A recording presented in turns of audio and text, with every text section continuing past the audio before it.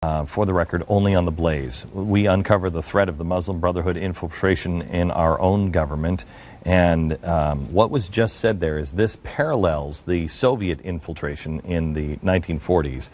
Diana West is the author of American Betrayal, The Secret Assault on Our Nation's Characters. Diana, you and I have talked about this before. This is so much parallel. Let's go through a couple of them. Let's go through the institutionalizing of the phrase religion of peace. Give me the parallel of that from the 1940s. Yeah. It's a great one, Glenn. Right after 9/11, we get hit on 9/11, and President Bush tells us Islam is a religion of peace. And we spend the next 12 years now watching this be institutionalized, watching the public square only smile upon people who say things that support this completely illogical statement. Islam is not a religion of peace. We see jihad around the world that tells us that. What I found, and much to my surprise, I found that during World War II, just as today's federal government will whitewash jihad, whitewash Sharia, whitewash Islam, we had the federal government whitewashing communism, telling us that communism was compatible with democracy, that there was full religious freedom in the Soviet Union. President Roosevelt actually said that straight-faced to the nation in 1941. I mean, the parallels are striking. They're shocking. They tell us the government lies to us. Okay, let's take the John Brennan trying to take everything out, calling anybody an anti-jihadist, anti-Muslim. Yeah. Give me the parallel in the 1940s. Yeah. Well, we had that letter, right, to 2011 to John Brennan, then President Obama's counterterrorism advisor, telling him to strip out the anti-Islamic, the trainers who were teaching Islamic realism, jihad realism.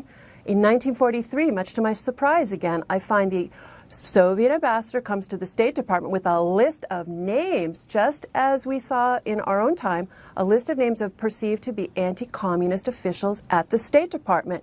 He wanted them purged. They were purged. Plus, they also completely broke apart and destroyed or just riffled through the files that had been painstakingly assembled at the State Department after the revolution up to the war period by Soviet specialists, by men on those desks. Okay, I know that in same thing. You know, we had at the time we had J. Edgar Hoover, who has been vilified in history, but that guy was a communist hunter. And he wouldn't give up. And he had assembled an awful lot of power in those days. And there were others like him that would ring the bell. And the American public were taught communism is bad. We were all over that. Our media, everything, communists are bad.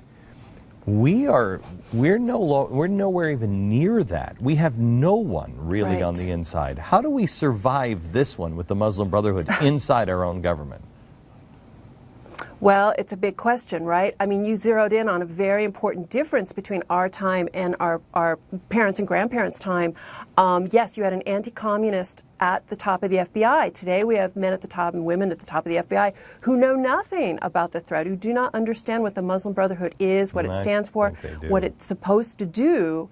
So I think, again, we have to look to our forebears' example. We had great investigators in the House and the Senate. We had Democrats, we had Republicans. We had Martin Dies of Texas, representative Democrat, who opened up the House Un-American Activities Committee in 1938, did fantastic work after the war. This would continue on.